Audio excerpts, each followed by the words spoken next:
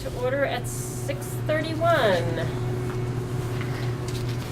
I have a couple of ads. I have a request from Michael to see if there's anybody that could attend the Finance Committee tomorrow evening in his absence due to a personal commitment. I am journeying to the VSBA, so I'll be in Montpelier tomorrow. So evening. Normally I'd go, but not this week. I can't orchestrate. Hi, Emily. What is my duty need to be just to 5:15. just take 5:15. Just There's no, I'm not the clerk. I'm not anything else. I just gotta listen. Yeah, you just gotta listen. It's really, it's a presentation of the budget. Where's that? It's at the SU on Main Street. Okay. Thank you very much. Sure. I really appreciate stepping in at the last minute. Caroline's around if you need a sitter. Also, I want to move up, if it's okay with the group, we have Leslie visiting us from Dummerston Cares, and I had just tossed it on under new business, but out of respect for somebody's personal schedule, and as much as I'm sure everybody loves to sit through a budget review. Oh, of course. I do. Numbers, my favorite. Frank and I do, but I'm not sure how much that's universally shared. So if it's all right with everybody, I'd like to move it up to the first thing on, after recognition of groups and our individual visitors. Put Dummerston Cares Fine there. with me. Great. Any other ads? Excellent. Moving on, I would entertain a motion to approve the minutes of October 23rd. So moved. Thank you, Michael. Second. Thank you, Emily. Any discussion? Thank you, Sue. They were excellent minutes. Thank you, Jody, for I just passed them on. passing them from your hospital bag practically. Any discussion? All those in favor of the minutes, approving the minutes of October 23rd, please signify by saying aye. Can I vote or should I abstain because I wasn't there? You don't have to abstain if you, according to what other people sitting at other boards have said, you don't have to abstain, but you can if you prefer No, to. aye. We have a quorum. Aye. So all those in favor of approving the minutes of October 23rd, please signify by saying aye. Aye. Aye. Nays or abstentions? The ayes have it. Communications. It's been 3 long weeks. I'll kick it off. I've had communications with a parent interested in tuitioning. I forwarded that to all of you, and I believe there's a copy of that. And we had brought it at a previous meeting, and I had put it on the agenda in case, because I had offered up the opportunity to come speak with the board, but they were not available tonight, so they're planning on attending at the next meeting.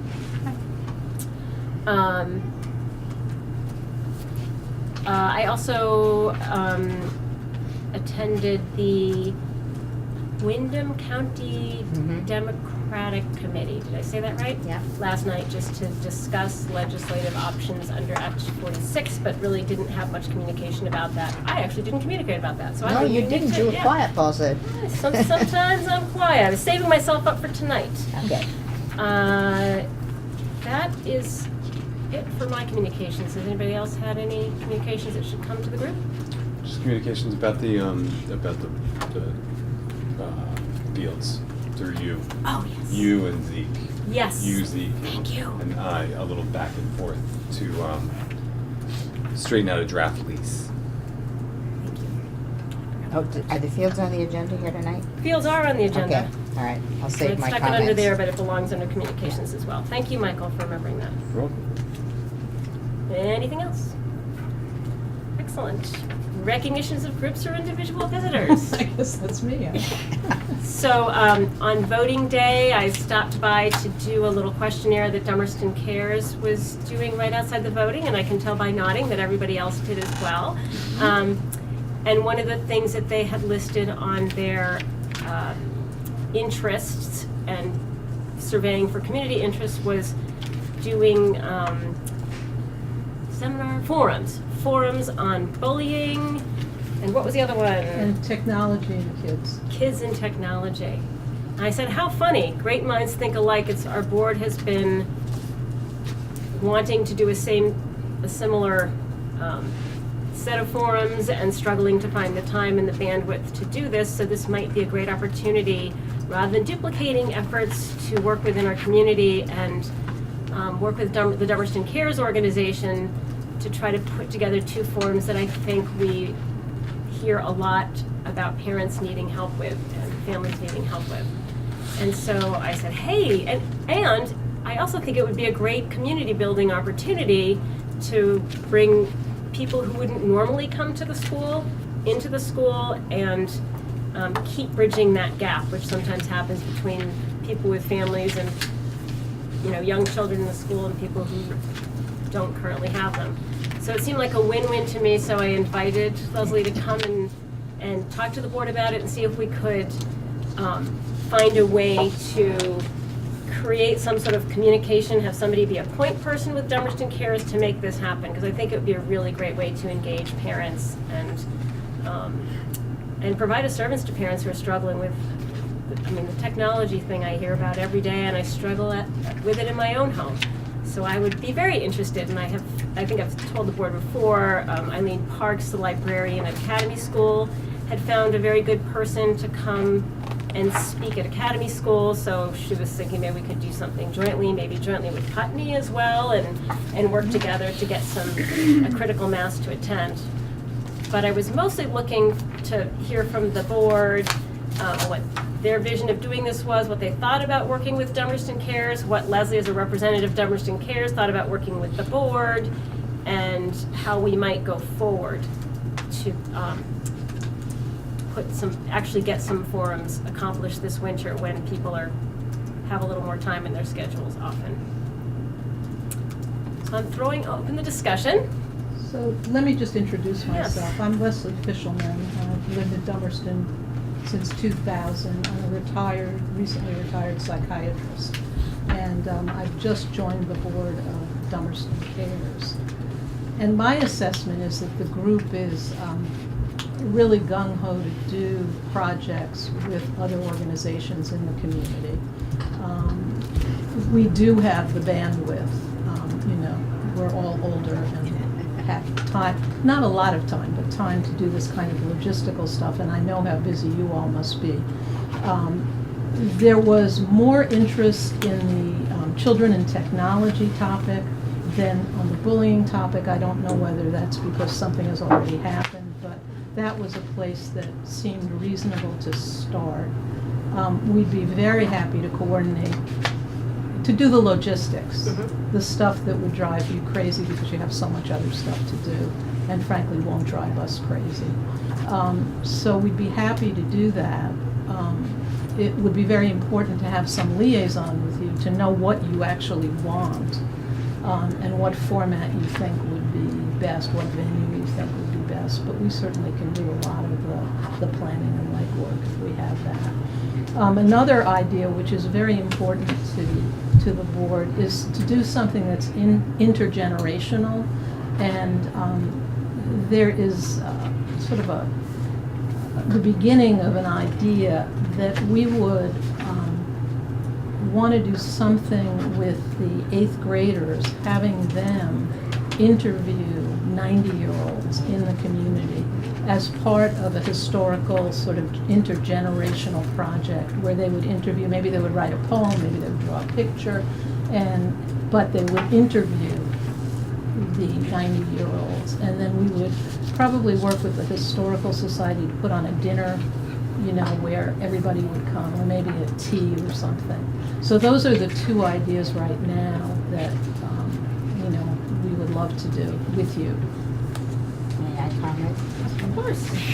Being a member of the Historical Society, we already are working with the school a couple of times a year, which is great. And we have tried to get these 8th, you know, students, or get people to interview the seniors, because we're losing so much of that. So I know the Historical Society would welcome working with you too. Yes, so that's great. That's really great. I think it would be terrific for the kids. It's kind of a rite of passage, you know, when you get to be that age, entering the more adult world of high school next year. So, yeah. I love that. Some more 90-year-old.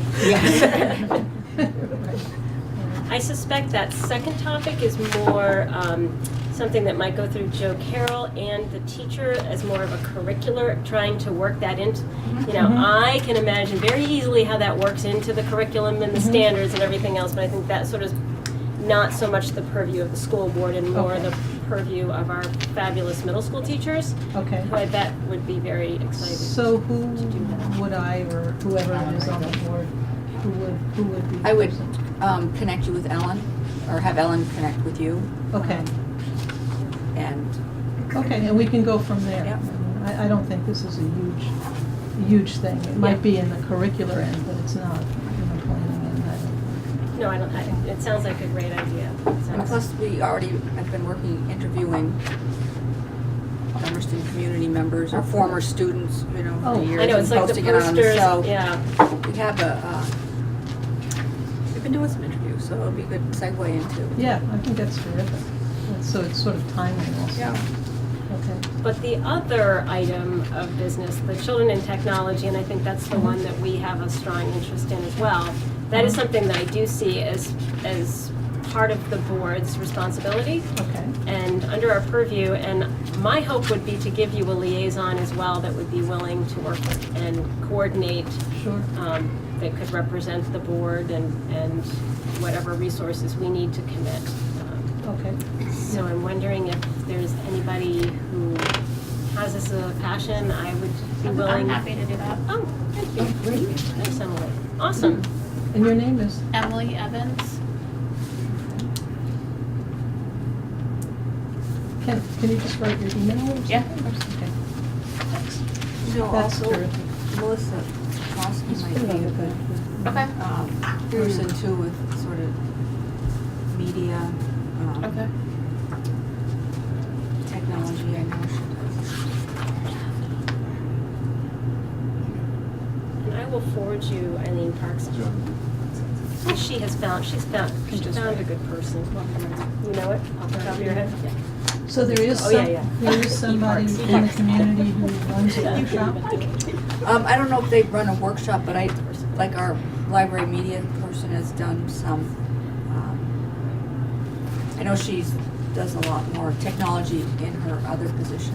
Mhm. But she has done some media savvy kind of work with our middle school kids. A long time ago, we offered a sort of forum on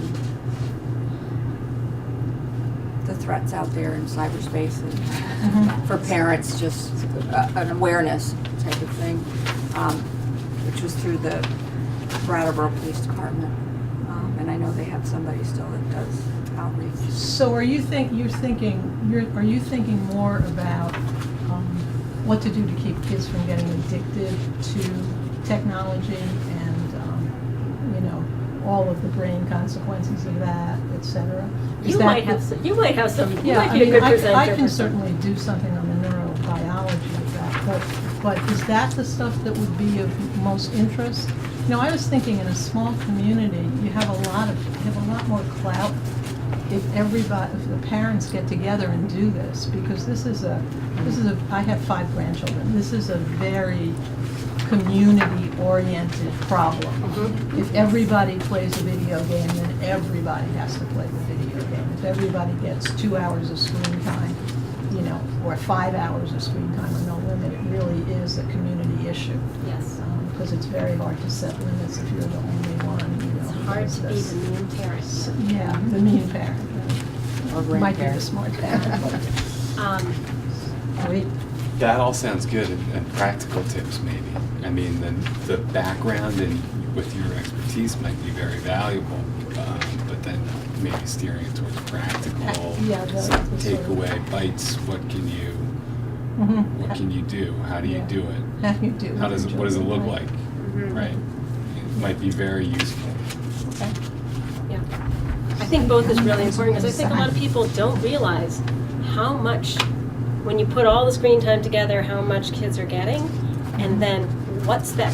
We are doing an incredible experiment on all these children's brains with Right. technology that's evolving so quickly we can't possibly measure what's happening to children's brains, but the bit of data we have is pretty alarming, and And I remember from school teaching days, every year you had to change your style. So you were changing things it kept changing because their brains were used to something changing every minute. Very fast paced. Very fast paced. And so I think really to get people understanding how important it is that we do this hard job as a parent now that we're being asked to do on top of everything else as parents. Yeah.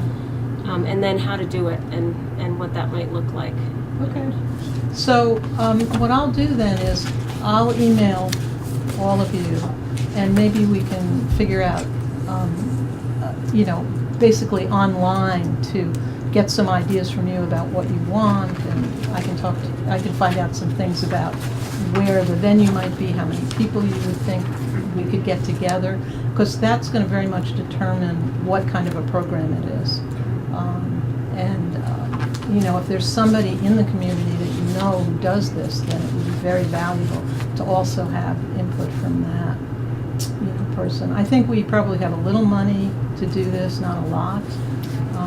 But do you guys have any resources? I think we could probably scare up a little money, and I think if you're going to serve pizza and provide childcare in some way, it would be an easier way to get people to come out and attend something. So if we could maybe find a way to do something of that nature, and I've got a community service volunteer junkie at home who can do some childcare, but some people may need a little remuneration. So Okay. Well, I got 2 of them actually, come to think of it. So yeah, so I can maybe take care of some of the childcare needs. But yes, Jody. I really like your idea of inviting Putney and other people. It was great to go down to the diversity program that Brattleboro had, and I think that's part of our alternative governance structure, is doing more and more things like that together. So I would encourage that. Excellent. Well, let's get our sort of ducks in a row and start putting something together, and then we can reach out to other boards and see if they're interested in participating in some way and putting it out there for their communities, add some resources and add some families to it, because it just makes sense, because they end up at the high school together. So if we can keep their brains intact for those next 4 years, it works well for all of us, no matter what. Yeah. Got to start earlier though. Yes. Well, thank you for coming out. You're on very a welcome. I will rainy copy night. you. I will copy you on whatever we do. You can throw it out, but I'd feel Yeah. better if you have. Oh, absolutely. Okay. Terrific. Okay. Well, thanks. Thank you. Thank you so much. Thank you. Yep. Nice to meet you. Nice to meet you all. Pays to vote, especially in Dummerston. So moving on. The new business, the tuition request, I think I mentioned that they'll be attending the next meeting. So that brings us to our next person that we'd like to send home sooner versus later. Is going back and looking at the 2018 budget, just making sure our questions are answered about the 2018 budget, and moving on from there to start to put some financial, how do I want to say this, starting to look in terms of pre-K planning, how that might affect our bottom line, and how we might start the budgeting process in this, because this is a really brand new thing for us, but Frank has done this before. And maybe not with the same set of circumstances we're going to do here, but it's helpful as we go into budgeting season to understand the choices that we make and how they might affect our tax rate. So does everybody have last year's budget still in their little Is this packet? the 6:30?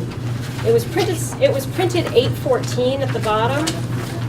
Oh, I can make copies. Yep, I got it. See, I got the How same. many copies do I? Oh, that'd be awesome. Can you make like I'd take a copy too. I've got one, so. 5 copies?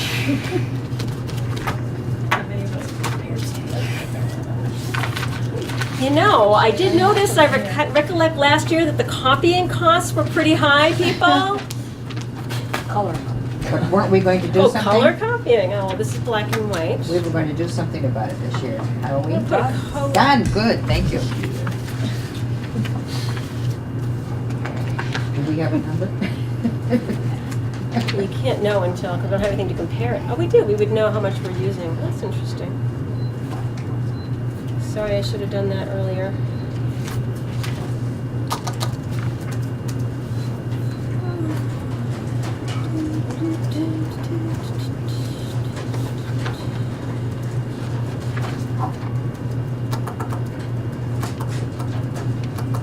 Oh, well, while we're waiting, I received an email, another communication. I received an email day before yesterday with the bill for the solar, and would love to marry up the bills with the credits and understand if we're actually saving money now that we've entered into this long-term contract. Is that something that is of interest to the rest of the board and relatively straightforward to do?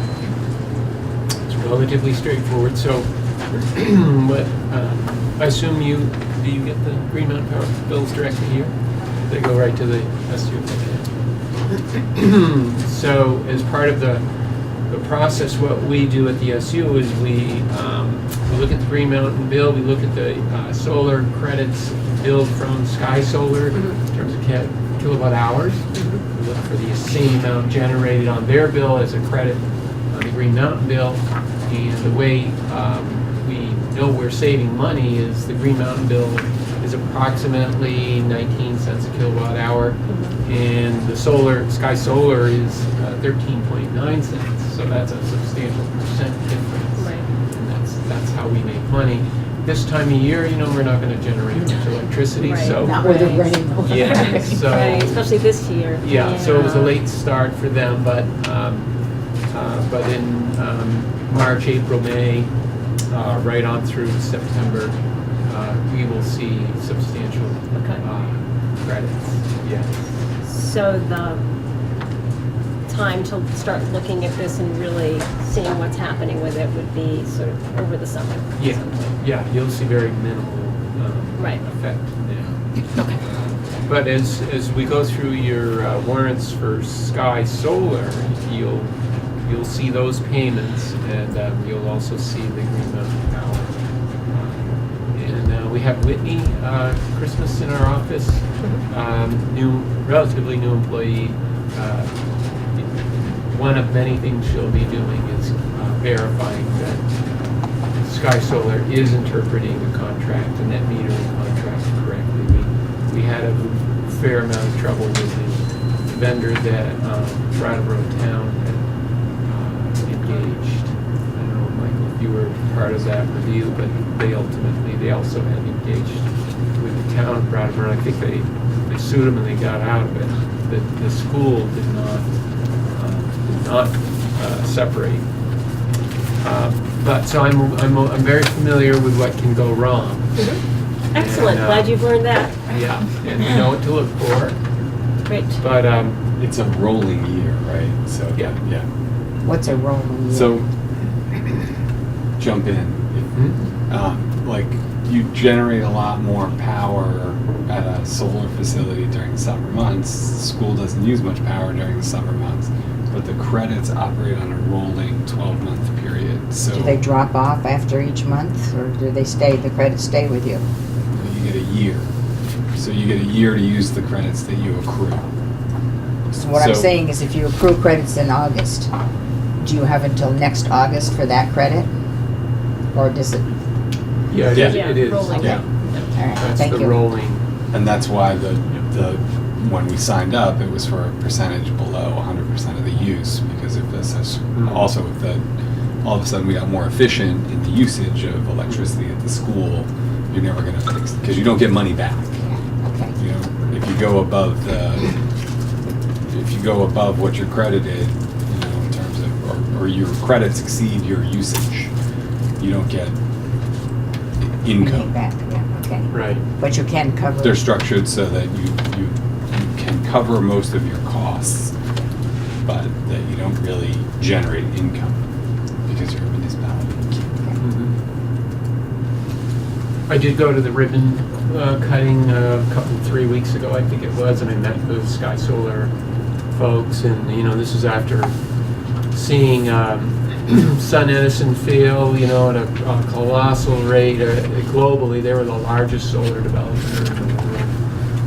And originally, a consortium of Vermont schools had awarded a bid to them, and very disappointing when they failed. And then Pristine Sun was affiliated with the Wyndham Solid Waste. They failed. You know, we were excited about the potential there. Sky Solar came in and they missed their first deadline for production, and we were concerned that maybe there's a pattern here,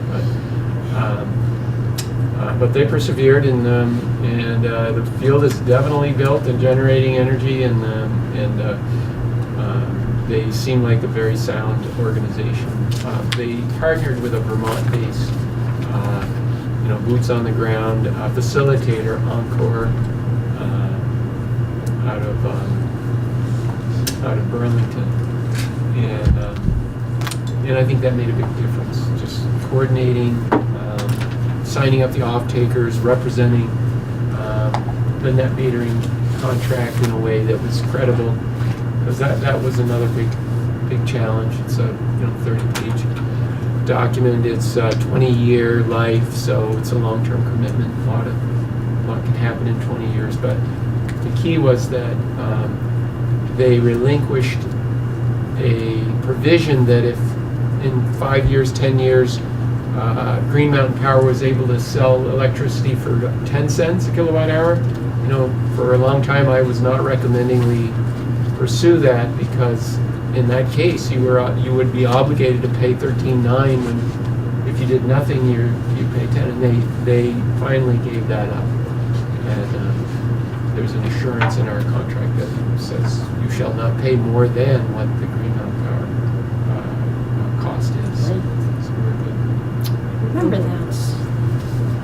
So I'll put that on for the summer, and that'd be a great math science project for the middle schoolers to work on when they're not doing their interviews, is figure out how much money we're saving and how many cubic tons of coal are being generated, or however we get our power.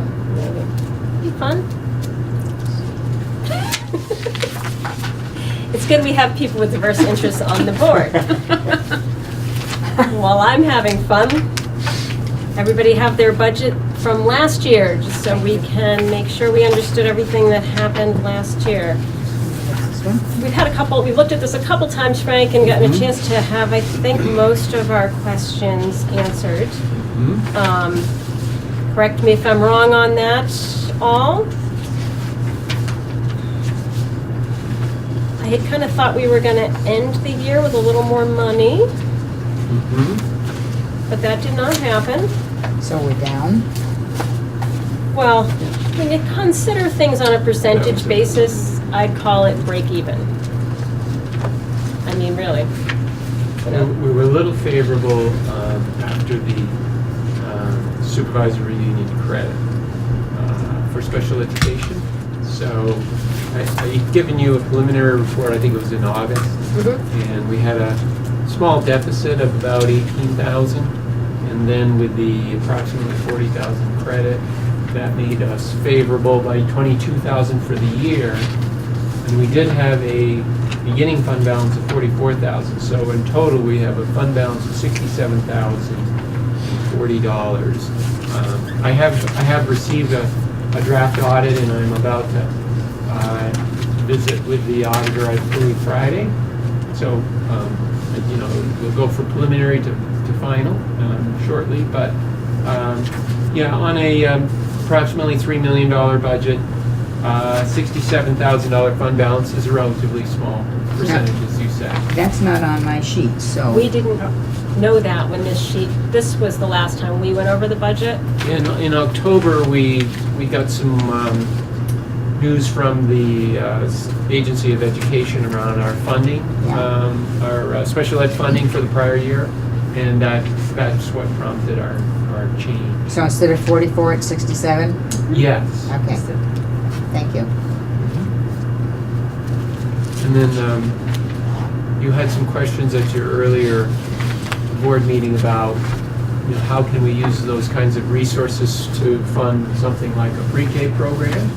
And I did want to share the general guidance that's in the statutes related to that. So, in Dummerston, we haven't had a surplus to sort of contemplate, so it's not a regular Can we just enjoy it for a minute? conversation. But it's a good thing. And the statutes are simple. Title 16, it's 567, the section 567. Basically says if you have a surplus, there's 3 things you can do. The default is that you put it against your upcoming budget as a revenue, which essentially credits the tax rate. And that's, as I say, the default. If you didn't do that, then you can have a special town meeting with the electorate, and you can warn an article that says, will you approve transfer to an existing reserve fund? So your existing reserve fund is the capital fund. So you could do that. And then the third scenario is you could describe a specific project that you wanted to fund, and you could ask if they would approve applying the surplus to that project. It doesn't have to be capital, it could be pre-K, it could be anything you define. But it would not go to a reserve fund in that case, because you have to ask the voters to create a reserve fund before you put money in. Do we have a capital fund? I thought we did away with capital funds. You do have a small capital fund. There's nothing in it. Oh, that's what because I thought, because it cost us to have a capital fund, I thought we had done away with it. Still a small, $1,200 balance or so. So that's okay then. It's not gonna worry us too much. So funding pre-K would be part of our operating budget, so I can't think of an advantage for us to go to the voters to say we apply the fund to pre-K if the budget that we're proposing, that we take the voters, includes pre-K. It's sort of, Yeah, you're right about that. It would not make sense to do that. Yeah. Especially when that is not it's likely that's not a sufficient amount to run the program. no, So there's another reason not to do it. Yeah. So Yep. describing a project that we wanted, is that still a viable alternative? no, I was just saying that wouldn't make sense because. Oh, I thought you were saying about the town meeting thing, which is that's number 2. No, I was saying that we wouldn't do the describing a project because the project is something that would be part of the operating budget, which is the default, so. I misunderstood that you were talking about. Yeah, I was number making a 2. negative in there, so I don't see why we would do that if if the voters vote down the budget because of the pre-K, it's the same as if they voted down, and it all has to be done at a town meeting anyway, so if the voters do not want pre-K, they have an avenue to, So by adding it, putting it in the budget, which was the number 1 thing, credit to the budget, it would be in there to use for pre-K. yes, I guess mentally, that's how we would think about it, this is because adding pre-K that first year will bring up your budget, so using that surplus would help mitigate that difference. Does that would be make- a logical. That sounds like the best way to go. Okay. Are there any other lingering questions from, Did you discuss health, the health care, and all that oh, clawback the and everything clawback? else that happens? Are we on the old clawback, Frank? So fiscal year 19 is, which we're in now, and we'll go through June of 2019. There is a provision for the state to essentially shortchange the payment for state aid. So again, they will create a deficit associated with that. So there was a 2-year provision in the law, and as you can see, we survived the first year with our surplus, despite them taking back. I think it was about 23,000, as I recall. The second year is about half of that, so another 12,000 or so. That will short out the state aid check. But of course, we're budgeting for fiscal year 20, and I would not speculate on what the legislature is going to do. They've done so many things I would never have imagined. Tell me about it. So I really don't know. But the rates from the VHI folks are suggesting that they will go up about 11%, 10 to 11%. Jeez. Yeah, so you want to put that in the context where they went down 30%. And now they've gone up 10, and now they're going up, this is a second. They get you in and then they... got a question, and I should know this. What is HRA? That's my next question. Oh, okay. It's an IRS kind of regulated benefit. It's called a health reimbursement arrangement. Okay. And it's similar to a HSA, health Yeah. savings account. It's similar, but it's quite different from the employee's point of view. In that an HSA, which we don't have, is employer cuts a check and it's employee's money. Whereas an HRA, it's employer money and the employee only gets the benefit of it if they spend their own money, and then this reimburses them. So much more accounting involved with the HRA, much more of an administrative challenge. And then you had a question at your meeting about how essentially has the employee used the benefit, and we won't know that until the first 12 months go by, and then they have another 60 days to settle their business. Oh, this is the first year of that. This is the first Right, year. So okay, I was thinking it was the we second haven't year. we haven't made it through Right. 12 months yet. So Right. this started in January 2018. First year will be Right. December 2018, but then they'll still be able to submit claims and get them cleared as late as end of February, 16. Yeah. So it won't be until March that we So, are able to. On that, they spend their own money to submit, because my husband's health insurance has an HRA with a credit card. He Mhm. just pays directly, Yeah. right after. Yeah. So with the way Or the like a debit card. the union and the boards agreed to a negotiation.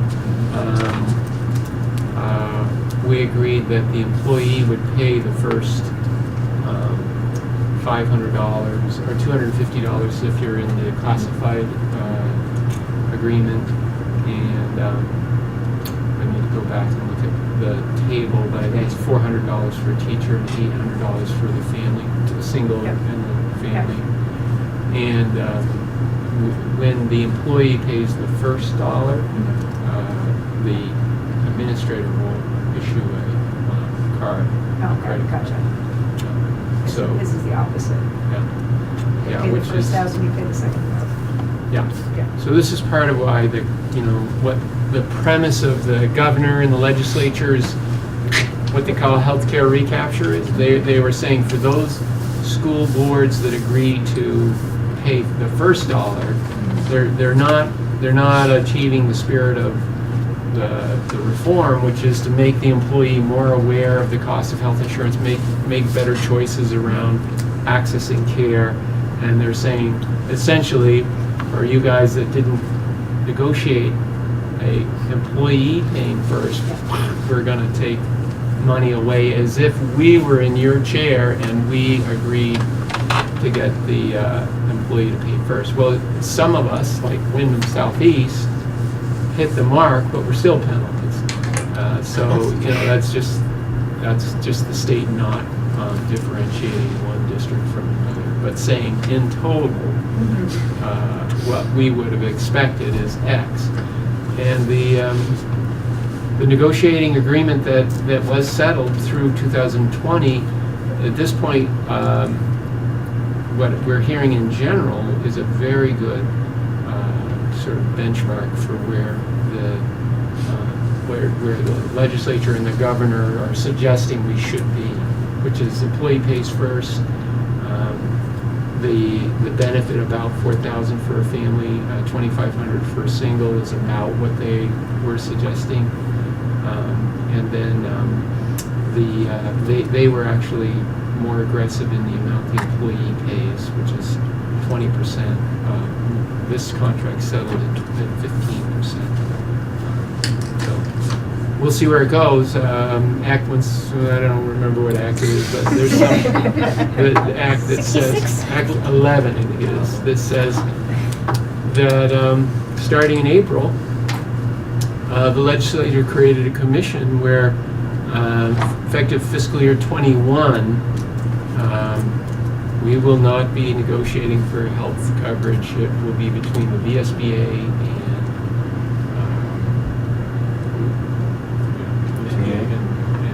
The teacher, like, the NEA, yeah, they're gonna have.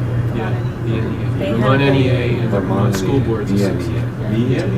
Yeah, so those two parties are gonna negotiate your health care and my health care, along with the teachers' union as well.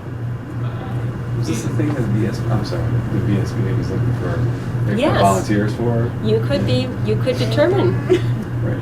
Frank, and Just, everyone's healthcare. It's a little odd that for all of these years, Joe, Carol, and I work closely with teachers, and we love our teachers, but we've never been union members, and yet the union members are negotiating our health care, which is very odd, but we're all in it together, and we Well, expect a fair outcome. So how was that negotiated in the past?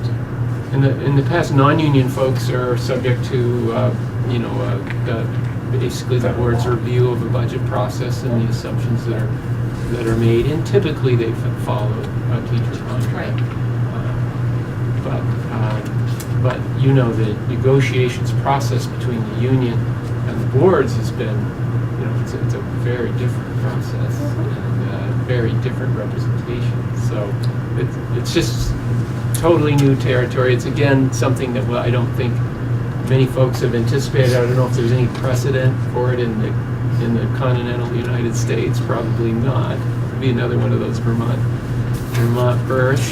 Great. But There's been much discussion of that at the VSBA level and how this is all going to work. So I look forward to hearing how this consolidation goes for Yeah. everyone involved. I was just at this is statewide. All public school employees will have these two parties negotiating health care on behalf of all the boards too. Not only the employee, but on behalf of the boards.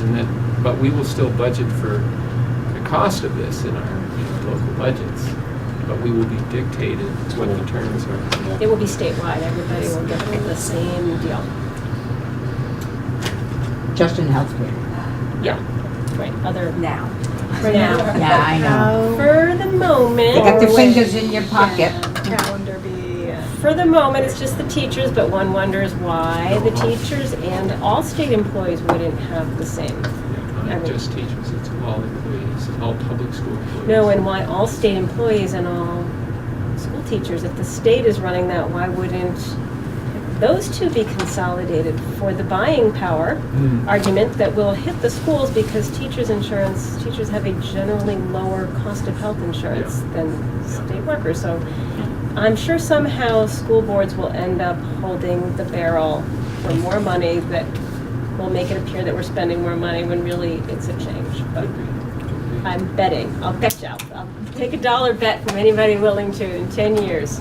So The other thing related to that, just to mention, is that, so on Friday I met with the school business managers and the NEA and the director of the Vermont School Boards Association to discuss the data collection that is going to be required for this negotiations process. So there's a very substantial data collection that essentially is identifying every employee, their full-time equivalent, their health insurance plan, their salary, their, what type of plan does the employer offer, the HRA, the class and member benefits, all of those sort of provisions of individual contracts and collective bargaining agreements and so on. So that data collection probably be due in mid-December, and then I would assume you might hear of some sort of a plan for engaging in the negotiations process on your behalf, as a school. It's Jody. Having missed probably the last 2 meetings, I don't know. our budget coming up, I'm assuming is being worked on already. And is that something between Joe Carroll and central office? Initially, what we do is we look at the current payroll and we look at the negotiated agreement for next year's salaries. We project the health insurance rates, we look at enrollment, and then we develop a preliminary plan that, it's primarily Joe Carroll's recommendation on staffing and programs, professional development, and with Lyle's oversight. And we'll present a draft plan. We have a calendar of events. Has that gone to the board? Yes, we A have. couple of times. So I think our first draft is like December 12th or something like that. 12/11. Or December So 11th. I don't have that. Somebody could send that to me. I'll make you a copy. So when does the board get to talk to Joe Carroll or you all or whatever as to what the board might see having or not having in the budget? Anytime, yeah. But we have to see the budget first. You don't have to. You could start giving, us guidance right now in this meeting, anytime. It should be obviously in a school board meeting, but typically the budget planning requires the supervisory union to develop their plan first, just because it affects all of the elementary and the high schools. So the finance committee engages in that process, has already started, has had a few meetings. They expect to have a final draft of that in December 5th. And then the high school is also kind of concurrent with that because they vote a whole month earlier. So that's the central office's primary attention. But in mid-November, we shift to the other elementary schools. And, let me see what I was gonna say.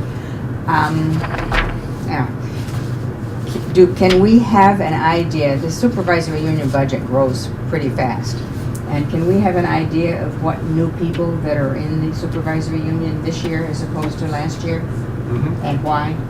Oh, yes, and that's part of what's discussed at the Finance Committee, and that we do expect that the Finance Committee members share, after every Finance Committee meeting, what's discussed at the Finance Committee, and that's very much what we focus on. As I say, we have reviewed the grant-funded program. That's essentially has no effect on the elementary district financially, has a major effect on staffing and programs, academic support, and so on. The special ed budget was reviewed at the last meeting, and I don't know, Michael, if you shared that, copied that, or... I can and will, if Yeah. I haven't already, and next would be, or tomorrow night's gonna be the FY 2020 admin and support of instruction budget. Right. Frank's gonna go. So there's a data sheet, Yeah. Michael, if you have that, for the special ed budget that's specifically staffing for the last 4 years, what the total staffing is by a teacher group, a support group, and then total enrollment shows the ratios. Can you remind me, did we send electronically, or did you just hand out copies at the meeting? I can't We've been remember. doing copies, At the meeting? hard copies at the meeting. Okay, would you mind being able to forward electronic copies? We could 'Cause do it's a scan, sure. much easier to disseminate that information. I'd be happy to share minutes too, but we're not really getting those out. Yeah, I'm not sure whose minutes, is it Kim Price, I think? Yeah. Kim, and then she left early, so another Michael Roberts was board gonna, member. was just gonna Yeah, send them to Kim. yeah, so We that's, gotta get those minutes. but that is really important. I'm glad you asked, because it's always disappointing for the administration when we hear, especially at the meetings where it's time to vote, that board members aren't aware of all of the work that the finance committees conducted around the give and take of, budget planning and development. So we reiterate every meeting how important it is to share out with all the boards, because all the boards are represented. The finance committee, everybody has a Michael's representative. been pretty good about Yeah. telling us what's going Just on. haven't had a meeting since Yeah. y'all Yeah. had a meeting. So that's good. I'm glad. And how is special ed, that was supposed to save us a whole lot of money. How is special ed doing? Yeah, despite a lot of really challenging issues in terms of students with disabilities and sort of a growing severity of those kinds of disabilities, overall the budget was up less than 2%. And as you know, Special ed budget. yeah. And as you know, we had a refund this year, special ed because of the surplus. And we had a refund last year as well, so that has been experienced. Thank you. Yeah. So are people's 2018 questions pretty clear as we move into the 2020 budget process? So that brings us to something that would make Jody very happy, is kind of putting some thoughts around what might happen with pre-K for next year. I think the board has, I don't believe you were with us that day, but the board has said that we would like to offer pre-K for 4-year-olds for next year. I'm all behind you. I knew you'd be happy. See, you when you're gone, we miss you and we want to make you happy. Good. So we've had some discussions kind of about how this might work, and it is tricky because of the lagging ADM for the pre-K. And I'll do my best to take a stab at some of the issues. One of the issues is that children that currently are not attending pre-K here, but we're paying for them under contracted services, we send to those pre-Ks classrooms a certain $2,200 is $3,200, that's right. Probably Per closer to student? 34, yeah. $3,400 per student. So if the student is attending pre-K here, that is money that we don't have to send out, so that will be an upside.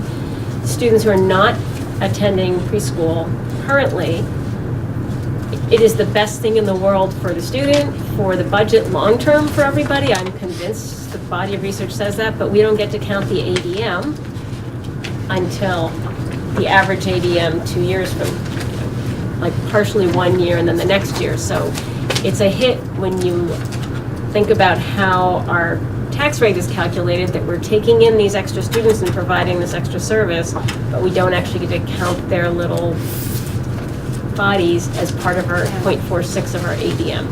What about what we did here with allowing January 1st? Is that helping us at all? No? I think it kept us somewhat even this year with our, maybe we're up 1 or 2 with our ADM, but of course that's a lag time too. So it helps. It helps us by 1 person. It certainly, we didn't go down, and we've had a lot of people join after October 10th. And Yes. I know, do you believe that? And still joining. Yeah. we have like 5 or 6 students since October 10th. 6. 6 students since October 10th. And you said 3. Well, 6 as of January. Oh, starting as of January. Is there, We've got 3 now. is there any recourse with the state to have your ADM recounted if you have like more than a certain, I figured not. Worth a try. I kind of read the statute and I didn't think so, but maybe you knew of something I didn't and know. you know, it's the same thing that we had 5 leave. withdrawals. Yeah. You know, and that does happen. Yeah. So, Yeah. that's why. I figured, I just thought maybe you knew something. No, it's a big deal. Yeah. But it will be beneficial to us down the road. Well, look at Guilford. I mean, they're just Yeah. loading up on pre-Ks. Yeah, and they're You build it, hoping they to will open come, the I'm sure. 3-year-old program. I know. They are gonna. They would want to, yep. Putney as well, because they know they've got those kids. So now's the time to put our first kind of thoughts together about what kind, like how many hours of pre-K, because that determines staffing, how many people in pre-K.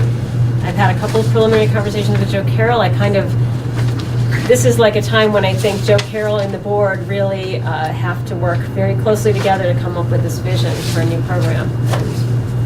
And we've kind of talked a little bit about doing a combined program potentially with, I mean, it's combining the room, the space, Right. which So would the save. kindergarten room would be a pre-K, K. You know, and the combination would work to our advantage when we needed to, and be a very separate program when we needed to.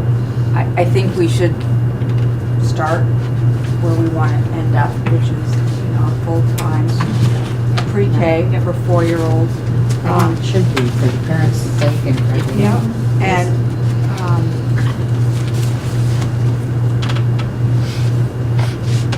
and I think we would staff it according, I mean, the regs are so specific about the student-teacher ratio. But, you know, you would be looking for 2 people, a kindergarten teacher, a pre-K teacher, and then additional staffing as needed, depending on the numbers. But you already have a kindergarten teacher, so that wouldn't be anybody new, right? That would be It'd just be the pre-K and the Yeah. assistant or whatever would be new. Yeah, yeah. Yes, and, And it's 10 to 1, right? No more than 10 Right. students per and one adult. and I have the numbers, I think last time I looked, we had 9 4-year-olds. What would be the cutoff date for the 4-year-olds? I think we should continue that, what we have this year, that we would enroll 4-year-olds who turn 5 by December 31st as kindergarten students. And have our 4-year-olds still, they figured out they'll still be 9 of them. But people don't know we're going to be offering this yet, so you don't know how many might jump in on you. I just know the numbers out there, what we have. I mean, I'm assuming that the ones that we have now are going to go into kindergarten, and those that will be 5 after September 1st, but before January 1st, are hoping that we will continue this. And that the parents of all the 4-year-olds next year will still want us to do pre-K. So we budget for 12 of the pre-K that we're going to cut those checks for. Do we know if that's materialized or not? When you were saying 9, is that the current 4-year-olds? No, this is for, no, For the next year? next Okay. year. Yeah, No. so. you Yeah, know, 12 is what we have, I think, still. So did we hit our budget? Yes. Okay, good to know. Yeah. Assuming we have contracts with all those. Yeah. places, Yeah. I thought we could have more than 10 if we had a full-time para. Yeah, because it's per We adult. could. Per adult. It's Okay, I per thought like no more than 10 No, in there. per Okay, adult. okay, okay, okay. All right. Can I ask a question about space? I know I've talked to you and I've talked to Christina.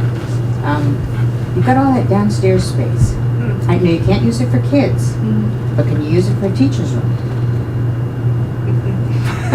Don't shake your head. No. I think The town clerk used to be in that space. A lot of things used to be down there. Music. Yeah. Art. Yeah. I mean, if it were fixed up. I think I don't think we need to. I think that, I think if you're going to, when you have the kindergarten space that you have, which is, it's, you know, as I say, the Taj Mahal of kindergarten. It's, would be hard to put a pre-K in anything other than something that is so child-centered. It's, you know, it's their entire little school right there with outside access and all the amenities of a kindergarten and a pre-K right there. It would be hard to say any other space in this building would be, okay, kindergarten, here you go, pre-K, here you go. But I'm thinking of the teacher's room being used as well, and so moving the teachers is what I was thinking of. You know, if we were to ever use that room, we would move the teachers someplace. It would not be downstairs, but it might be the multi-purpose room or something think given If the you had numbers to. that we have incoming and what we fits have in. for this first year, it makes it very easy without having to invest in capital construction, Yeah. blah, blah, blah, that there've been that many kindergartners in that room. Exactly. And I think it requires some flexibility in thinking about how we can use some of our multi-purpose room spaces or our specials that are available to try to, give the two different needs their own time and space in that space and use it efficiently. That's going to require a lot of creativity from Joe Carroll and the team and scheduling, but I think that's a better solution to me than trying to, at this moment, move a teacher's room. Start it and see what happens, Yeah. and then we can And- expand it. I think we have to be agile and small like our organization is. And it would be easy to make accommodations is the right word, but it would be easy to take a portion of the faculty room by putting a door as you come out, for nap area or whatever, without really major renovations. It would be an additional space. And you got your own bathrooms up there. You got your It's great. wash To have machine, it dryer. there. It's little toilets. I know it's perfect. It's perfect. So you said there's 9 4-year-olds. How many do you have coming into the kindergarten? I think we have 13 at this time. 14 now with our new family. We can just keep these young families moving in. But having kids. Surprisingly, I know. I Four look in forward one to family. solving that problem. Where will we put all these children? Well, that's what happens to education. It goes like that. So us old folks move out, the young folks move in. So, in terms of getting back to the important thing that we have to give to Frank so Frank can go home, because now I'm 2 minutes past when I was sure I was going to send Frank home. We're going with a full-time Yes. pre-K teacher. Yes. Do you need a vote? Yep. We don't need a vote for this. This is a budget, and we'll vote on the budget, and no, because we may decide no way, Natalie, this is our first pass, but just so that we can take our first pass at a budget with what we really think is important. It's a full-time, and there's gonna be no capital construction cost, but there has to be something for playground equipment, and Frank And a maybe has an fence. idea and fencing about what that may run. Maybe the PTFO could be helpful in this. I think too, when we look at a pre-K area, two things. Hopefully, legislation will not be quite as restrictive in the upcoming year, but in light of that, whatever, we need to look at that. But we also need to look at the playground in terms of Liberty Health, Yeah. the insurance recommendations for some upgrades there that I would like to have on another agenda, so that when we look at the playground, we look at it in terms of preschool costs, renovations, and playground renovations as part of sort of capital planning and objective planning. Where should we be doing that? It needs to come on, there's specific things that they have that I want to give you. And it's on my list of things that we could just schedule it into a board meeting sometime. We have a pretty light board meeting on the 27th. Let's is do that- it then. Okay, Of what? November.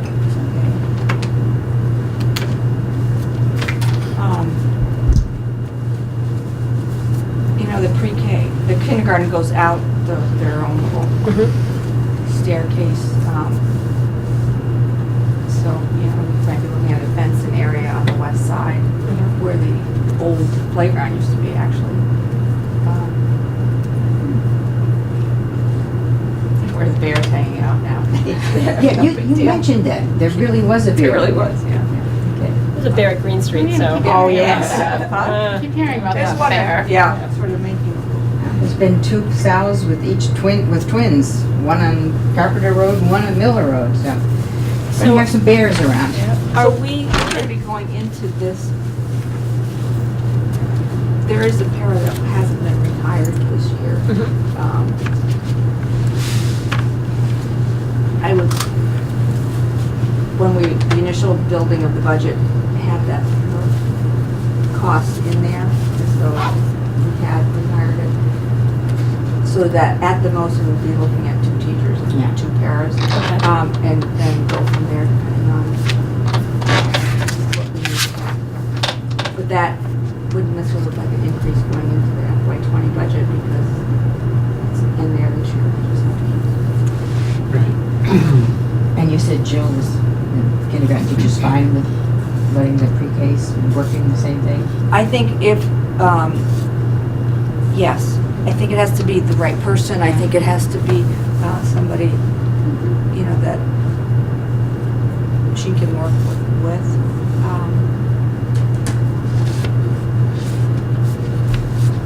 I think you'll find somebody. I do. Does she have a paraeducator now? Kindergarten has a parent. Jill goes, and who's that? Melanie. Oh, is that where Melanie is?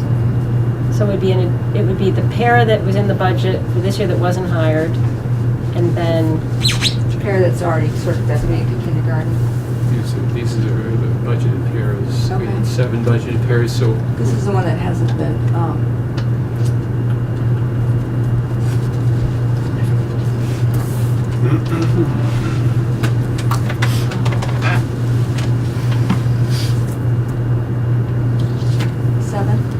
we have 152,000 current budget for 7 paras.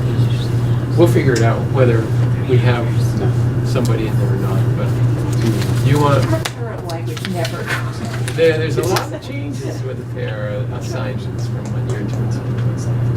We'll figure that out. Are there different requirements for a pre-K para than there are for elementary? There are different requirements for pre-K everything. For pre-K nursing, for pre-K art teacher, for pre-K. A lot of those requirements can be sort of worked around by having the pre-K teacher go or designated staff from pre-K there. I'm learning this through the help of Janice Stockman and Oakboro principal and Guilford principal, who allow me to come to their meetings as they work through pre-qualification processes that they still need to go through. okay, Fred? Sounds like it's bourbon. Digestion. So they're, you know,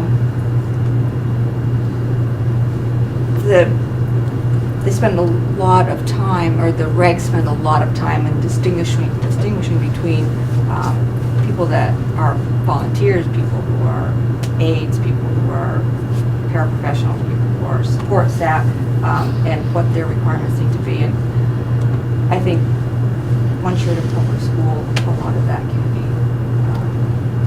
easily managed in a way that they're setting up regs for private providers. We know it's a heavy lift, and we wish that the legislation had gone through to move this to the Yes. Agency of Education. We know, it's a heavy lift, and Right. so, and that's really the problem. But I think for tonight, I just want to, I mean, this is very exciting. I just want to let Frank go home and sharpen his pencil or power up his computer and let us really see how this is going to play out, and that we're agreeing it's full-time. We're agreeing it's a full-time teacher, probably a para. You guys are going to sort that out. Yep. And that, how that incrementally affects our budget. And so we would have space for up to 24-year-olds. 20 children who are 4 years old. In pre-K? In pre-K, because we would have a teacher and a para. If we're going to have a teacher and a para, Yeah. there'd be 2 adults. Yeah. I'm not thinking that, I don't think there are I see. 20 children who are 4 years old. But But they're that- budgeting around that. But we would have the capacity, in theory, could we take, well, I don't know who we'd get tuition from anyway, so. Greater than 10 is really the. Yes. We can go beyond 10. Can we take tuition kids from other places? I don't know, that's an interesting question, let's, You can? Yeah, of Yes, course. Yeah, yep. sure. You have a qualified program. although Putney has a program. Putney has a waiting list. Although, Yeah. we're not exactly on the way to, Guilford's gonna have a waiting list. So there's waiting lists. Does Newport have pre-K? No. so maybe. They used to. My kid goes They to used to, town. yeah. They used to, not that long ago, and it was Act 166 wiped them out. Excellent. Sandra Cortez, I think. She was either. That's right, I did. I think she was pre-K. So when she came to Guilford is when that ended. Any other thoughts or anything else you need to know? Does Nope, he, I think, finances, does he need to be here for the warrants? Sorry? Does he need to be here for the No. warrants? Oh, yeah. Well, I have one question in the warrants, that's Yeah, why. we should have a couple. Okay. I can ask, we can do it while he's here then. So Frank, can I just prevail upon you for one more minute? Sure. Because I'm going to entertain a motion to approve the warrants dated 11/9/18 in the amount of $59,108.04. Second. And you had, any discussion? Yeah, I just had a question, and it's probably very simple. Why are we playing Townsend something? Is there some Dummerston, Pre-K. is some Dummerston student going to Townsend? Yep. Okay. Is it yours? Yes. Ah! I think you meant to say is she. Well, I can see because you go up that direction anyway. I'm trying to So- figure out why somebody wants So, to. that was your only question? Yeah, that was my only Excellent. question. Okay, so thank you very much, Frank. We appreciate you Okay. wrapping up our 2018 year before we start our 2020 year, and for penciling all that good pre-K stuff in. Very well, good to see you. Thank you, Frank. Thank you, Frank. We got a Any motion further- on the table There's a motion on the table. Any further discussion on the warrants? All those in favor of approving the warrants dated 11/9/18, please signify by saying aye. Aye. And opposed or nays? Opposed or abstentions? The ayes have it. Excellent. Can we take a 2-minute break? I'm sorry. I gotta go to the Absolutely. restroom. Thanks. Did we skip over D under 4? Oh, I didn't do student staff ratios. Yeah, I did. Because you wanted to talk about the warrants. I'm going to table that discussion for now. Okay. Because they have to figure out their para situation anyway, it sounds like. Okay. Yeah. So, What do you got there, Joe Carroll? Well, this is student staff ratios from last year that I Oh. did.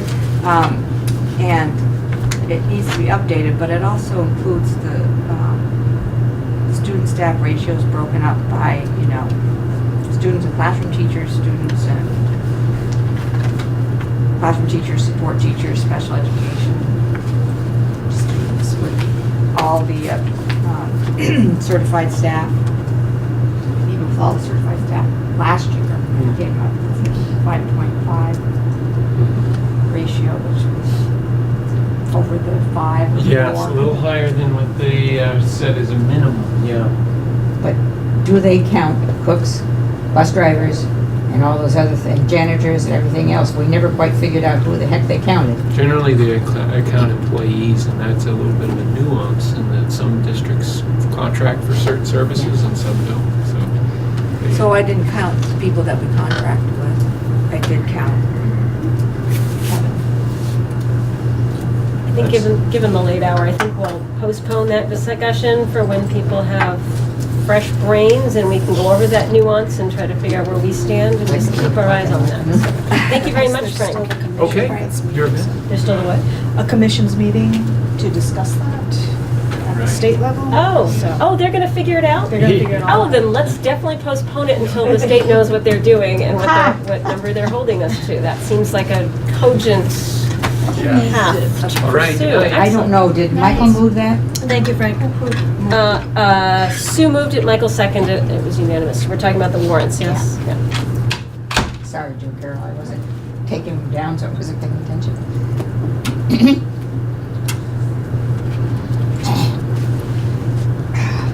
Joe Carroll, you have something from the food committee, yeah? I do. They work very hard. And we've tried to sort of sort out some still questions so that they can get information out to families about portion size, how to get seconds, that sort of thing. There's a lot of great. confusion still, and I understand it because I'm confused, and I went back and again today just to clarify. It's still got more information about how it all works. I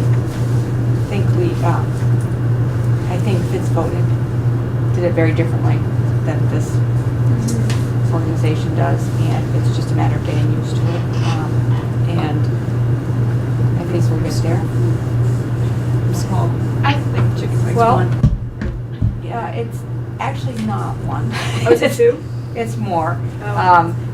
They maintain that their lower grade portions are above what the USDA says they need to have, and the middle school is even above that. But for those kids who are still hungry, I think we have something that we'll be sending out to parents on how to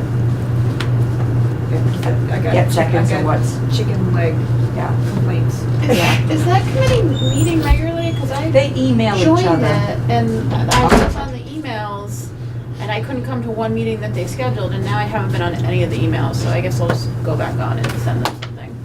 Okay, because I think they tend to email each other and not meet very much. Okay.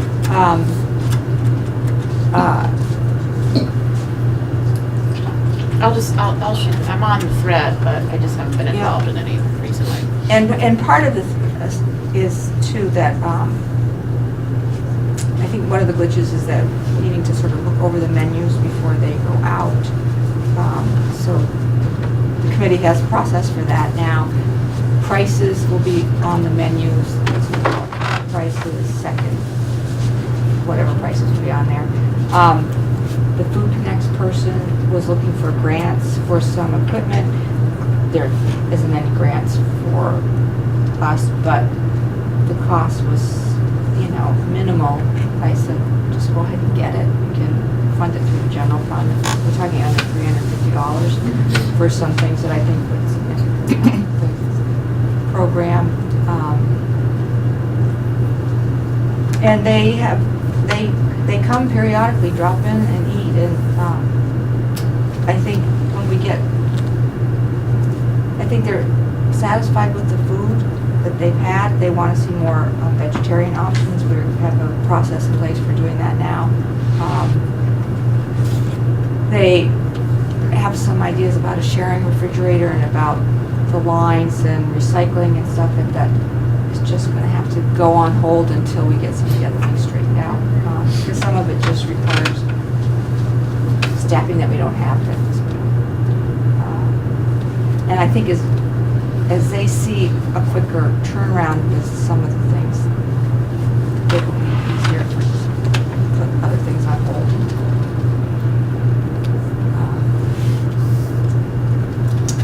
I think what I want to say, I want to sort of focus on these things, see them get done. They'll be feeling like they've accomplished something, and they will have. Excellent. And at some point, can we get some participation? We got it. Oh, I great. got September's is 55% participation. And they said because of something, which I don't understand, it will be at the end of December before we have October's participation rates. Oh, okay. I don't know if the state or somebody requires information from them now that will slow it down, but participation rate for September was 55%, which is low. What do we typically see? Well, last time I had a conversation about it was when Fitz vote came in. We were at like a 60% participation rate from old cafe services, and they were looking to get it up to 75%, which they did initially. I don't know how long it stayed there or what it was, but it's not very high right now. So that is a concern, and I think we need to, as if you're making the best food on earth and no one's eating it, that's not. Which could happen. I mean, Right. 55% is still with the breakfast, that lunch type of thing that is going to be Right. off the menu completely, which is one of the higher participation days. There's going to be a steep curve, palate education on this one that may result in lower participation.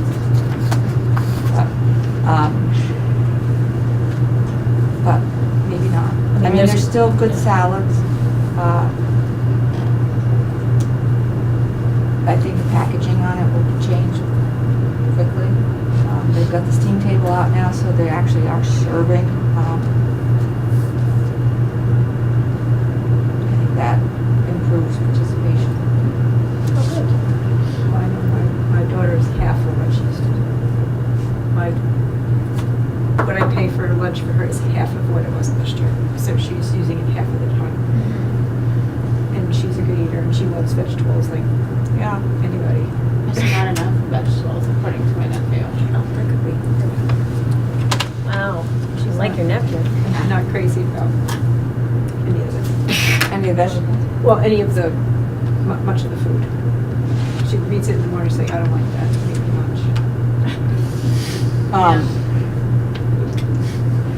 They pack their own now. What? They pack their own now. Oh, well, she helps. She So- just can't reach a lot of stuff. I mean, That's it's a good how food, stuff, yeah. it's a good food committee. I mean, you got good people behind it, and I think as long as they have it on their Yeah. mind that the goal is to have students eating the lunch, so Yeah. that, because there's not a parent lording over them to say, you know, you're not moving from this table until you eat that, young lady, Right. young man, like in my old-fashioned home. So, And I'm just, hey, buy it. yeah. Well, there's that part of me as well. The fiscally responsible side of me says that as well. But it's, you know, however we're going about this, some of that small incremental change might help this. Because if many kids, once they're like, I don't like that, they don't come back, and we've lost we've lost and the that will be opportunity. That's, so for example, now, the food committee, some members showed up when they were doing chicken nuggets. It's like, great. No, not today. But now that the chicken is cooked chicken that she cooks and made into nuggets, it was great, you know? I don't know if kids who tried it originally have gone back and tried it again. It should be a matter of, Right. you know, playing that up, getting them more information, give me a try. What kid doesn't like chicken nuggets? My daughter, she doesn't like breading. She'll peel it all off if she's Yeah. fine, but she likes grilled. But if there's some chicken nugget they didn't like, and then they changed it and improved it, and then the kid's like, I don't like that now, and I know how that, like, Whole no. muscle chicken.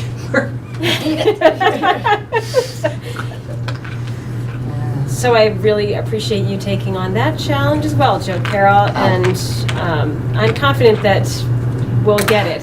It's just children's palates and healthy food are a little bit more challenging than some things. Finance Committee. Yeah, the finance committee met times.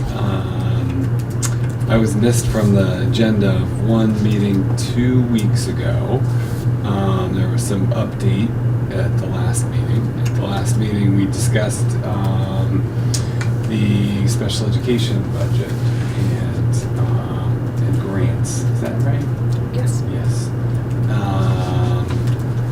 So we got a thorough overview. There are big changes coming to special education that everyone should be aware of. Scary. It's kind of terrifying. It's going to a block grant essentially system is a straight numbers, which seems to disadvantage smaller places against places like say Burlington or other very large school districts. That the good news, if you will, is that there are restrictions between siloed special education teaching only are going to be dissolved. So the good news is that you can use the money more creatively, and that doesn't have to, when you're using special education money, it will not, is it 2020 or 2021? So 2020, but it's fiscal Year 2021. So it's coming, but it's not coming tomorrow. Right. It's and the idea, the rationale behind it is to get more kids services or help with academics to keep them away from having to get tracked into special education in the first instance. God only knows how it's all going to play out. You can have wishful thinking galore, it sounds great in theory. I mean, you know, So we have been planning for the special ed department, myself, administrators, and hope that by the end of this year, we definitely will have created a timeline, but started putting some changes into place so that we have next year to really see, are these gonna work, not, if they're gonna fail, what can we try in its place, so that when we get to 2020, we're not just like, okay, we're gonna put all these changes in place. So over the next year and a half, we'll be working on. And you can start implementing in some? Yes, because we will be doing all of this with fewer dollars. Of course. So, so And- go ahead. And I'm especially concerned where if you happen to have a high need, a population that has a lot of high needs, that's not taken into account, and so that's going to take away, it's going to really stretch our dollars more thinly. So if you have a community that doesn't have a lot of high needs, it's going to be great for you, but I don't Or a lot suppose. of number. I mean, even if you have a community without a lot of high needs, but not a lot of people, Right. you just don't get as much money under a street widget system, if Right. you will, you know? But not to have any differentiation for the dramatic differences in what might happen in different populations and different SUs Well, is extraordinary really costs are not going to be, extraordinary costs are still going they will, that also is going to go down. So right now, and I don't know the exact numbers, but if the state pays anything over like 50,000, that's going up to like 75,000. Those aren't exact numbers, but that's Yeah. an example of. Right, the general trend. Right. Yeah. So we did that. We also did some discussion of the superintendent's contract and some discussion of the executive session. And looking back on the SU notes and meeting as a whole, it seemed like we were going to meet with the committee that had drafted the job description for the superintendent. And it was a confusing process, to say the least, because they weren't there. So it looks like they're going to be invited to a meeting, not tomorrow night, but The Wednesday after Thanksgiving. Okay. Oh, good. Okay. So put that on your calendar. Yeah. Anything else? So, yeah. I mean, this time of year, we meet every Wednesday, basically. Yeah. Thank you, Michael. Thank you, Lyle. Thank you, Emily, for stepping in for that. Any other committee reports? Excellent. Administrative report.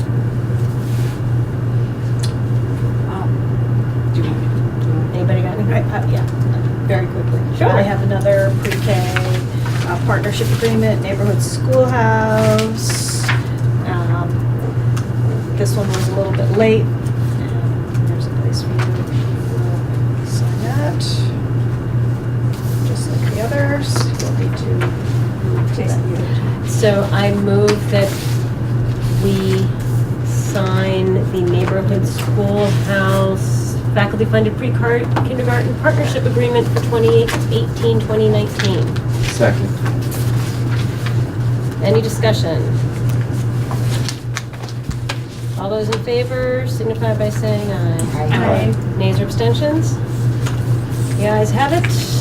I've signed it. Are you going to talk about PD next week? Yeah.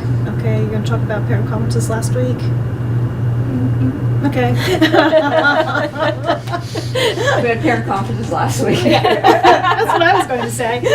And they're continuing this week for some of the teachers.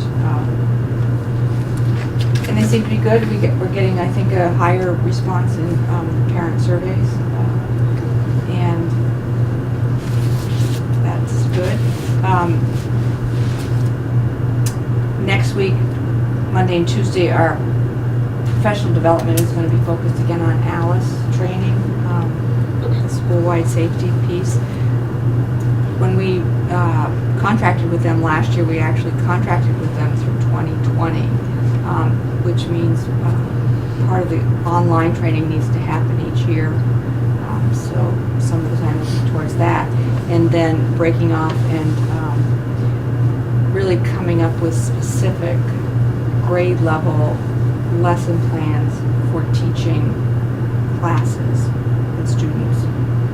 The different aspects of it. We've spent a lot of time focusing on evacuation, but we need to start looking at all of the options that we learned about in the ALICE training. Alerting. Some kids we need to train on how to use the telephone. I mean, those sort of clunky things that sit there and collect dust actually can do something. Go through some of the safety grant information that's going to be happening.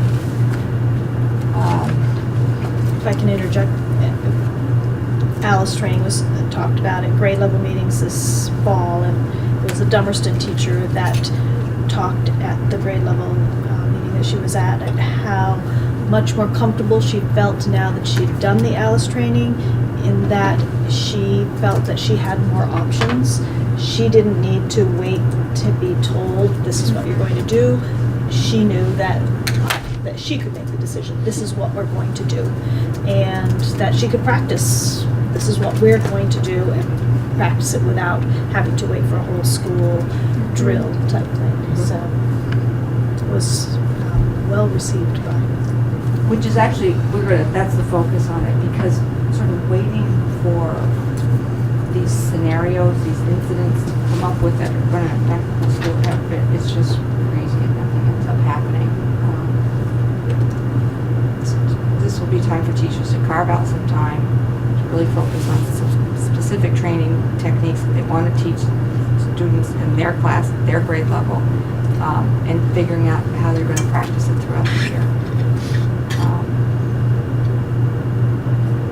I'm wondering if we should put safety on for next meeting's agenda for a little carve out, because we've talked about putting a safety line in for budgeting and the grant, and talk about, and we may need an executive have an executive session to talk about some of these things and hear how this process is going. So maybe I'll pop that onto the agenda for a little update on that. I mean, at some point in time, and I'm not quite comfortable doing it yet, but one of the forums may be on safety, and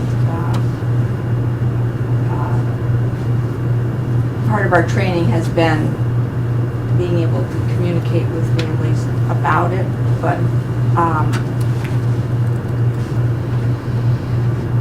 not there yet with doing that, but I know there are people out there that will be there and easily do that. It's something we've just started. We've done first responders coming to staff meetings at a few other schools, and we've talked about having first responders come to a parent meeting at night. And you just talked about executive session.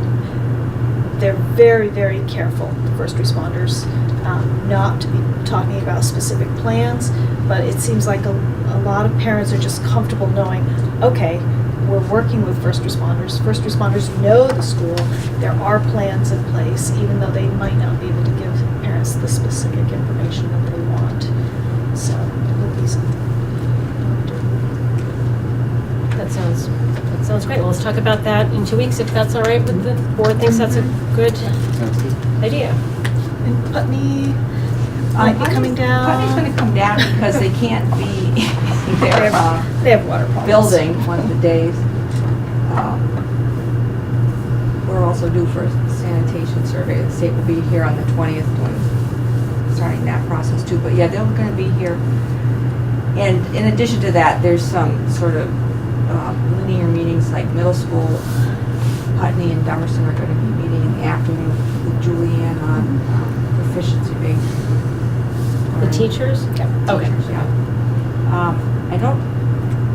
When we talked about it today, there was going to be a strand for special teachers, but that may have not happened. It sounds like they're going to different. Yeah, I think the specials are going to Their own special. So the whole Putney Middle School will be here. Oh, middle school. Yeah. On one of the days, all of Putney will be here. All of Putney will be here. Yeah. Oh, they can't be in their building. Herb and I have been sort of looking at different things. And now it's, you can come and do whatever you want to do down there. That's nice to have them come down here. Yeah, they No did, matter what the reason. right, they did some of their teachers impaired to do our initial ALICE training. And we have 49 licenses, if we have some still, I'll open them up to him. Oh, that would be lovely. That's great. Anything else from the administrative end? Thank you both for all you do. Field transfer. I believe that, I was able to create a modified, greatly reduced draft lease for the select board's consideration, which would require the school as the lessee to undertake the obligations of maintenance and ongoing mowing, etc. Take the fields in as-in condition, store no hazardous material, blah, blah, blah. Pay tax, well, you know, pay tax is good for a municipality, so that's all good. But essentially a very, much more compact, triple net lease, if you will, for the select board's consideration, which they now have, and it's in their hands. and they also have, they wanted the outline of the property, and Michael got it from the deed, and so Yeah, that there's was actually, forwarded. in the deed into the school district, so the entity that conveyed into the school district, in that book of the land records, if you open it up, there's actually a little traced paper. It's not a survey, you know. But it's got all All kinds kinds, of you know, marks on yeah, it. it happens, right? So at least it generally shows the outlines and gives you courses and distances, which are things that are referenced in deeds to show that that's indeed the parcel of land that came in at a particular time. And it probably does not show the septic in the water, which is one of the things they were Of course it does concerned. not. Because Hugh wanted to know where that was. Those are very excellent concerns and carve-outs that would Yeah. go into any conveyance. Obviously, the board might want to consider hiring a lawyer in order to do that, But you put that in the deed already, but I based on. put that in the draft Yeah. for consideration Yeah, and yes. review by Yep. the select board. Right. They might want to Do something different. do something, Yeah. or, you know, run it by an attorney just to make sure that everything is above board and looks like something they would want to. So a lot of that's not even on the property. Did you say well? So the- Wells and septic, particularly the septic or whatever. No. Is it something you could walk Hugh around? Because I think that's all he's looking for, is just to do, this is this and this is We're that. not carving it out. No, I know, but he just wants to make sure, I don't, you know, just. Well, I think we've watching given his him what he meetings. asked I think for you- from that yes, I select think- board meeting. He just wanted like a little map with it laid out.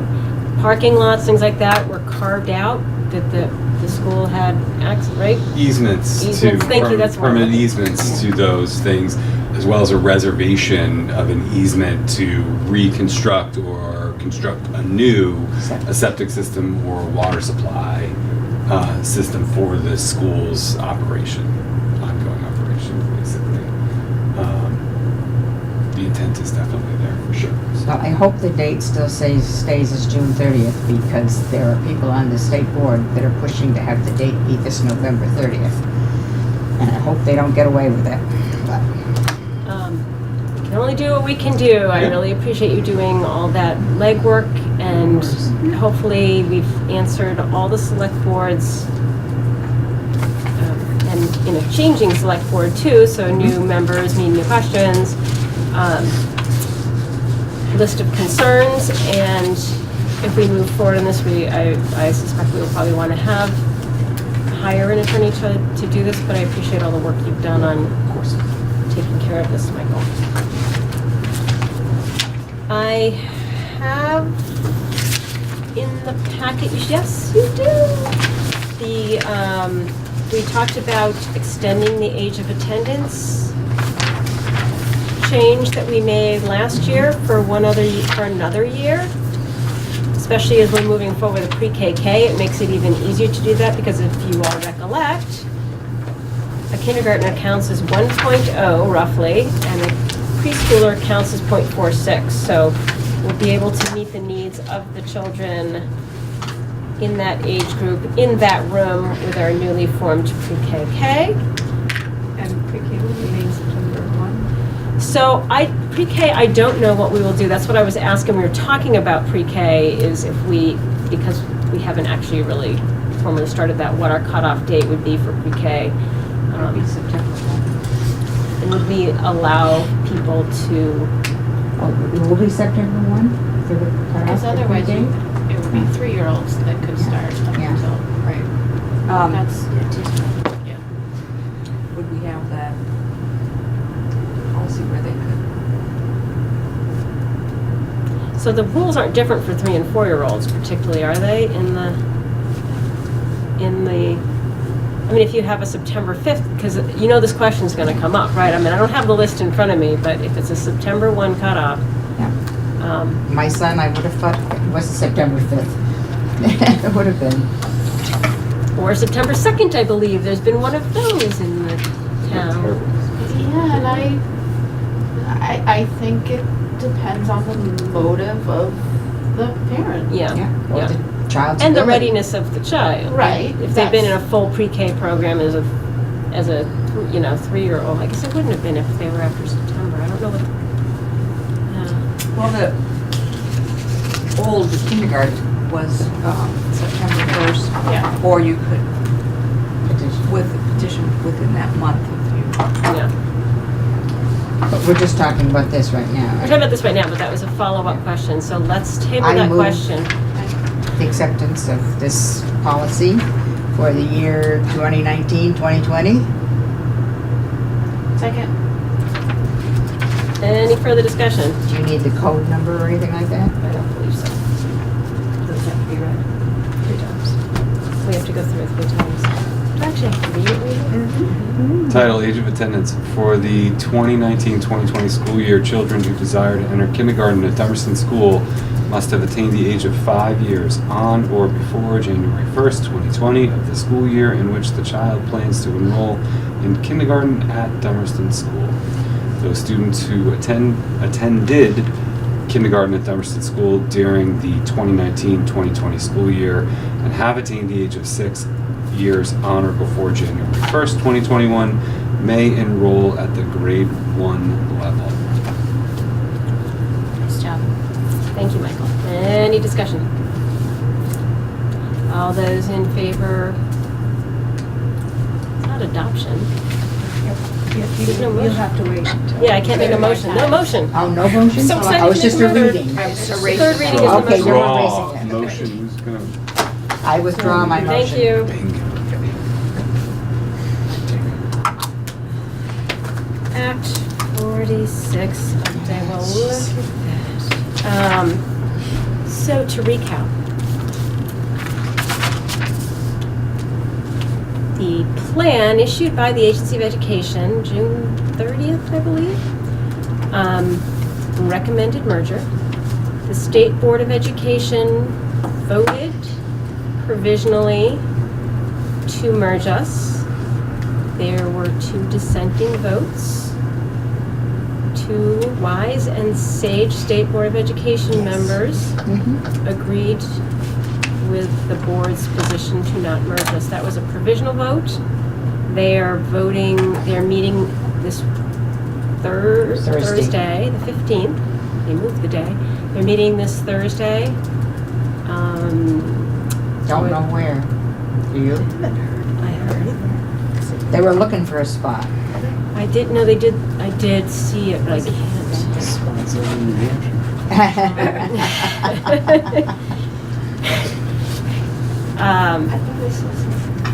I prepared a I thought you didn't need draft. that anymore. I prepared a draft of a letter just to send to them, just to protest one more time, because I have a little time, and go over the issues which I feel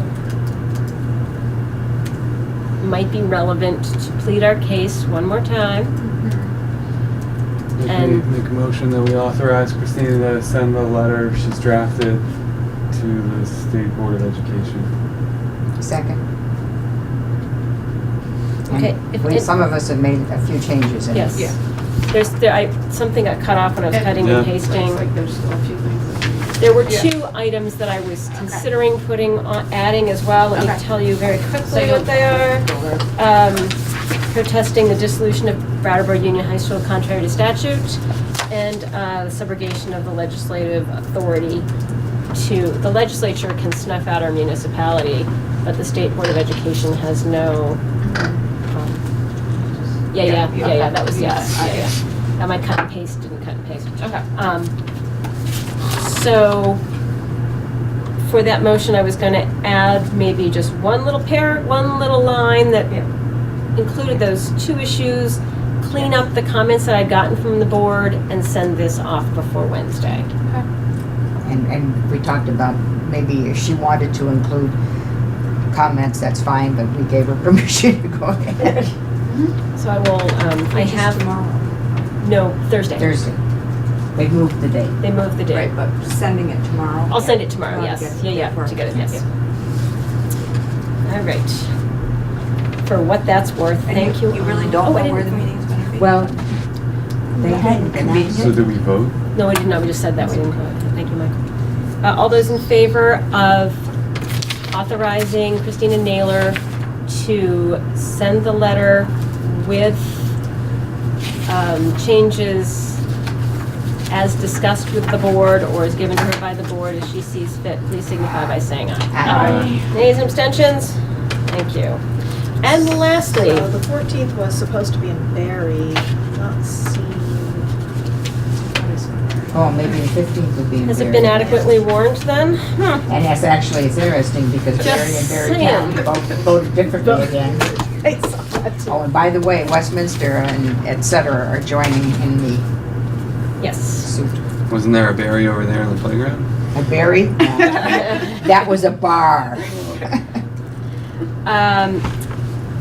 When I was at the VSBA, I sat with Curtis Reed,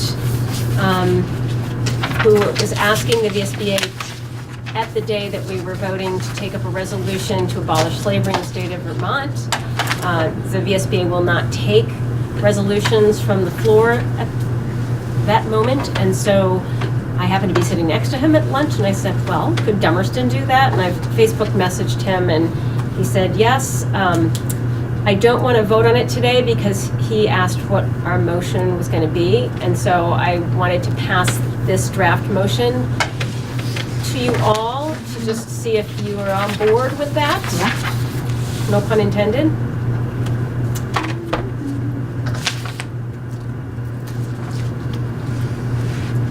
I think it's fascinating that nobody ever closed that little loophole. I know.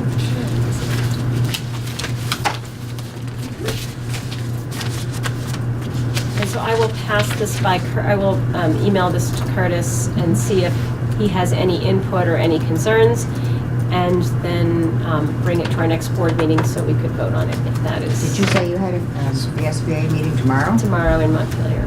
So we have a ban on slavery in Vermont, but exceptions to it? Yes. Is that, okay. It's in the Constitution.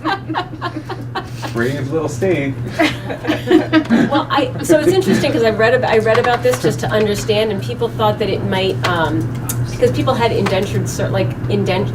apprenticeships and things like that, and so the thought was that was why that was originally put in there back in 1790. Hey, we were the first ones to do it, so to do anything about that, so you know. Okay. That was good. That was a good part of it, but no one really knows why. It's fascinating. The Vermont League of Cities and Towns has also passed a similar resolution, so unfortunately, we're not the Someone should ask first. Paul Gillies. Mr. All Things History Legal Vermont. Oh, Yep. It had a road in it. is there any other business that the board should attend to? It was an age level. It was, There's nothing to move. I'm going to just send it to Curtis, so we'll have a motion at the next. I'm just sharing information. I don't think. no, we got it there, okay. Oh, this is the age of That Is that what you want? Looking at that clock. No. I know, I Oh keep my the, goodness. I know, Oh. I'm gonna do this more often. Don't change that clock. Yeah. Trust me, go like, We people, gotta get out of here. It's people all- You home. got it? Okay. I'd entertain a motion. Did you? Oh, yeah. Oh, may I say something Are before we we getting, adjourn? was that? It just has the date on the first reading. Okay, yeah, that's fine. I wanted to know what this was. It's that on there. What is You it? don't have a copy? Oh, I That's just- Admission of I do. non-resident tuition Do you want students. this? We don't just table like- like that. till next All time. right. I don't know why she We're And- tabling that, yeah. So you're We're happy. tabling that until we, I wanted to comment publicly that the article in the Views was excellent. And I want to thank Christina thank for you. writing it. they messed up a paragraph indentation, I'm gonna say, so it seemed like I had not a good, Wow. so if you're, They don't have any for all good, you grammar, Jean Newell's not there proofing anymore. It's, Christina, for all those. No, I'm not the grammar queen, but I was like, I'm reading it going like, what the heck? I'm like, oh no, that was a separate paragraph. But it was a pleasure to write, and it was nice to see the food committee in there. Wow. yeah. She can probably forward that to you, Joe Carroll. The thing on slavery, just, Yeah, yeah. thank you. And I always forget to write down this motion, and this is the one everybody always wants. I would entertain a motion to adjourn. Second. Hold on, sorry. Did I move my agenda? Yeah, okay. So moved, Sue. 8:25. Jody second. Jody second at 8:22. All those in favor of adjourning? Nays, abstentions? The ayes have it. Adjourning at 8:22 on a motion made by Sue and seconded by Jody.